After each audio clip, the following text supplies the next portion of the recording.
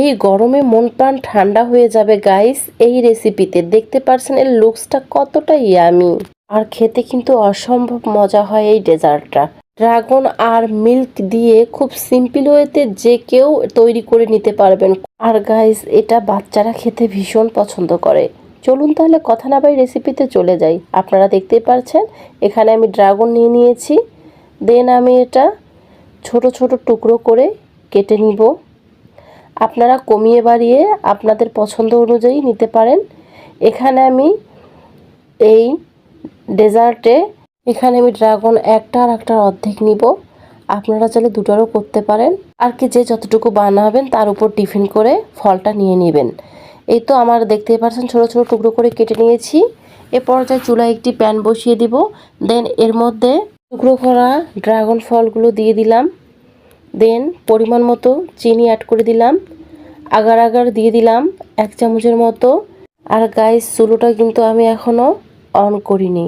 তারপরে একটা ম্যাশারের সাহায্যে আমি এটা ম্যাশ করে নিচ্ছি। আপনারা দেখতে পাচ্ছেন, আপনারা যে কোনো কিছুতেই করতে পারেন, তবে ব্লেন্ডারে এটা দেওয়া যাবে না, তাহলে ড্রাগনের যে বিচিগুলো থাকে সেটা পর্যন্ত গুঁড়ো হয়ে যায়। পর্যায়ে সামান্য একটু পানি অ্যাড করে দিলাম। চুলোটা অন করে দিয়েছি গাইস, দেখতে পাচ্ছেন জেলিটা আমার তৈরি হয়ে গিয়েছে। এটা গরম অবস্থায় আমি ঢেলে নিচ্ছি।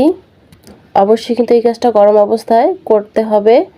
দেন ঢেলে নেওয়া হয়ে গেলে এগুলো এক সাইডে রেখে আবার চুলায় একটি প্যান বসিয়ে চুলা বন্ধ থাকা অবস্থায় দুধটা ঢেলে দিলাম। দুধটা আমি আগে জাল করে নিয়েছি। পরিমাণ মতো চিনি দিয়ে দিলাম আগার আগার পাউডার।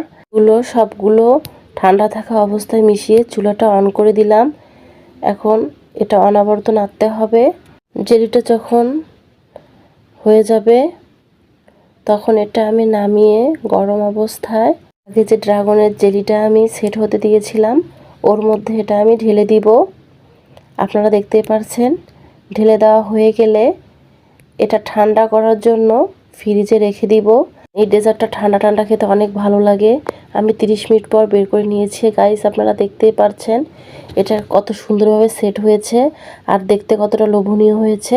আপনারা এই গরমে একবার হলেও ট্রাই করবেন, ইনশাল্লাহ এর স্বাদ মুখে লেগে থাকবে। তো গাইস আমার সিম্পল রেসিপি যদি আপনাদের কাছে একটুকু ভালো লেগে থাকে অবশ্যই লাইক কমেন্ট শেয়ার করে পাশে থাকবেন। আজকের মতো এখানেই, নেক্সট কোনো ভিডিওতে দেখা হবে ইনশাল্লাহ। সেই পর্যন্ত ভালো থাকবেন, সুস্থ থাকবেন। আল্লাহ হাফেজ।